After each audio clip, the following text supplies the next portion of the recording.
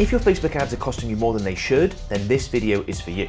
In it, I'm going to explain why some people pay more to reach the same audience with their Facebook ads and how you can make sure that you don't pay more than you have to. Larry, what the hell are you doing? Larry! Larry, you can't just... Oh. Larry! Oh! So what am I talking about here? Why does Meta charge some advertisers more than others to reach the same people? That doesn't seem fair.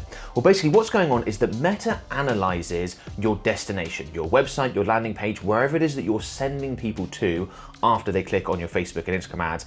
And if they don't like something about the destination that you're sending people to, you will end up being charged more. And the difference can be really significant.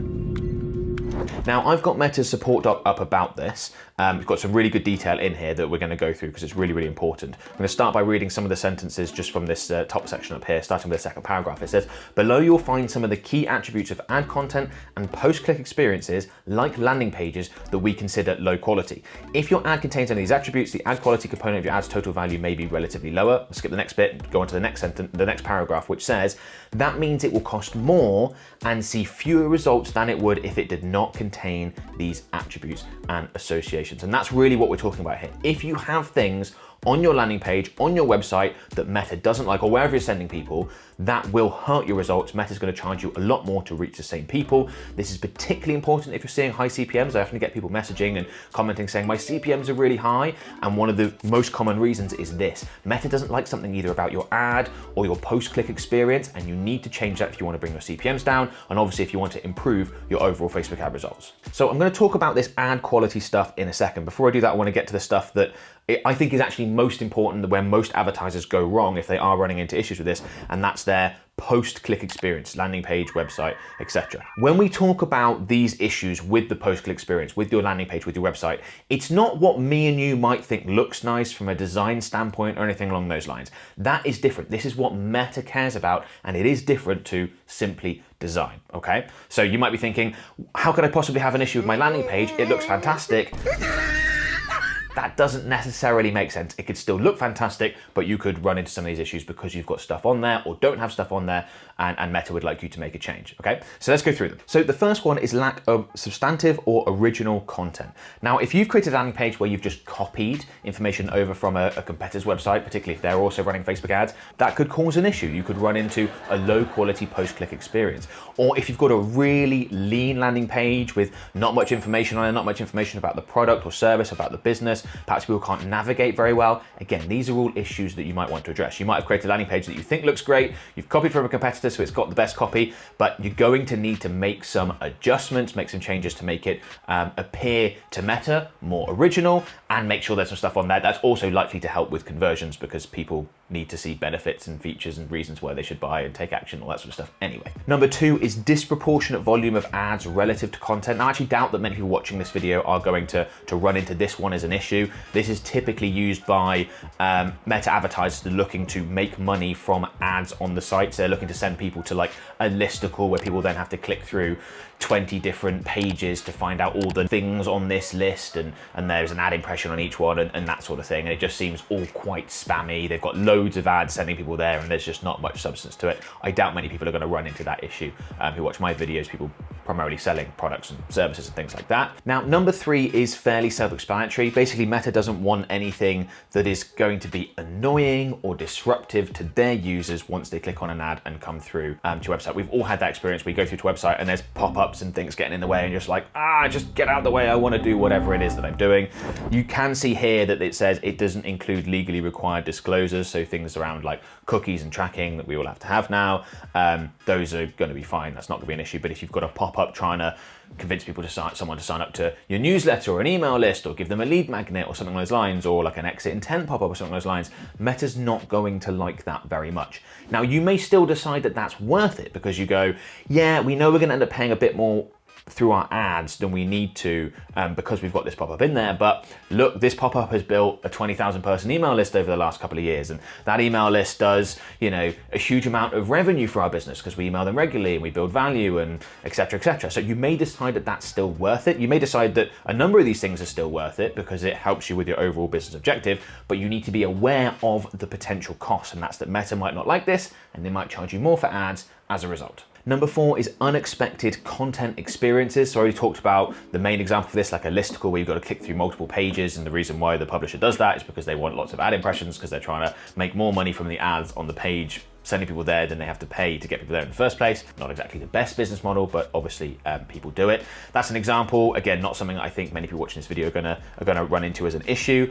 More likely would be something along the lines of where you have to watch a video to then get through to any other pieces of content on that page. Like you have to watch a VSL in order to see the other information, or to see the buy now button or whatever it is. Or perhaps you have to watch a video in order to see navigation options, so you can move around someone's website and be able to take a look at different pages and things along those lines. Meta's not going to be happy with those options. It can come across as a little bit deceitful. People weren't expecting it. It's not a good content experience, and that's what Meta's all about. They don't want to train people who click on Facebook and Instagram ads to go, oh, I'm not going to do that, because whenever I click on an ad, I end up somewhere spammy or somewhere not good or somewhere annoying, and that would train users out of clicking on ads, which obviously would massively negatively hurt Meta's business model, and it would also hurt us other advertisers. It's a good thing that Meta does this, and that's the logic behind why they're doing all this. And then number 5 is misleading experiences. So that's typically where someone clicks on an ad, they think they're gonna come through to something that is not what they come through to, whether there's a real disconnect between the product or service being advertised in the ad and then what's actually on the landing page, or something along those lines. It's something you'd want to avoid anyway as a Meta advertiser, because that's not gonna help you convert. If there's not congruity between your ad and your landing page, but it's also something that Meta is watching out for. So if you think like you might try and be a bit cute and clever and have an ad that's got like a bit of a different angle, but will get lots of engagement, and then you'll be able to sort of sell something different on your landing page, A, that's not likely to work from a user behavior standpoint. B, Meta's not going to like it either. The time where I think people watching my stuff might run into this one as an issue would be if they're like a drop shipper. I'm often quite critical of dropshippers. I know dropshippers aren't always going to do things badly, but a lot of them do. For example, people click through and then there's an unexpected shipping cost, or it takes 3 weeks to arrive, unexpected shipping time. These are sorts of things that users just don't want, and that would be potentially construed as a misleading experience by Meta, if that's the sort of thing that's happening. Oh, and by the way, if you want more input on how to navigate the big updates that keep coming to Facebook ads, and you want to stay ahead of the curve with the most up-to-date strategies, check out the link in the description to find out more about my mentorship program. And Meta will also match some of the things that we've discussed, those 5 points, with some user behavior signals. So things like bounce rate. How high is your bounce rate? Bounce rate is the percentage of people that come through to your website, to your landing page, and then leave almost immediately. If your bounce rate percentage is really high, that's an indication to Meta that people aren't having a good experience, people didn't find what they wanted to find when they clicked through. And then dwell time. From those people that don't bounce, that do stick around on your website, are they staying there on average 20 seconds or 2 minutes? The longer the better. That shows it's a better user experience. People are interested in what they find. You're going to improve dwell time by providing more information about your product or service, more reasons to take that next step, to stick around to find out more, but also making sure that your landing pages are designed well, both aesthetically, so they look good, but also from a navigation standpoint. Improving the quality of your landing page is going to affect dwell time. And I think a lot of Facebook advertisers are surprised to hear that Meta is analyzing this stuff. They are, and it's really important. In fact, many times we've taken on new clients and we've gotten them to clean up a lot of this stuff, and it's made a really big difference. The first indicator is that their CPMs drop, and then what almost certainly follows that is better return on ad spend, better cost per conversion as a result. So don't ignore these things. Have a real think about your landing page and think, could Meta be thinking that I'm getting any of these bits wrong? I've got some stuff here they don't like. Could I make some adjustments? Could I add some stuff? Could I make this more original? Could I improve the dwell time? All that sort of stuff. Now, Meta also analyzes your Facebook and Instagram ads, fairly unsurprisingly. I think most advertisers are actually aware that they're analyzing the stuff on platform. It's the stuff off platform that they might not be thinking about as much. But it's worth discussing what they are looking for and what you want to watch out for when it comes to your ads themselves, because they've got 3 things that they particularly don't like. So the first is withholding information, clickbaity style stuff, where people have to click to find out the something. You give them a piece of the information, they've got to click through to find out the rest. We all know that clickbaity style stuff works online. It gets people to click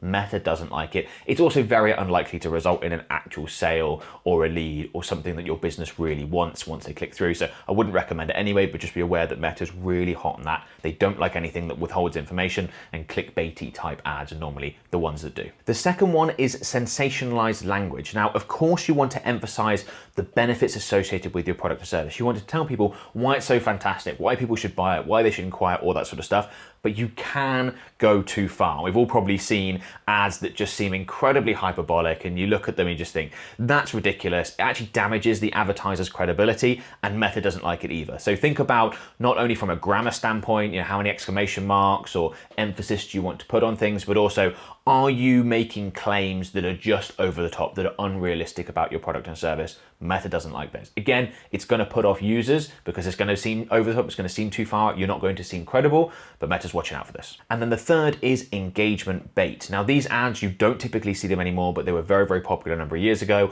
where people, for example, had to comment in order to be entered into a draw where they could win a, whatever happens to be, a flat screen TV, for example. That's engagement bait. That's getting people to interact with your ad in an unnatural way, to send engagement signals to Meta to hopefully reduce your CPMs and get that ad distributed to more people for less money. I need to see my likes. I got some likes. Yes. Whew.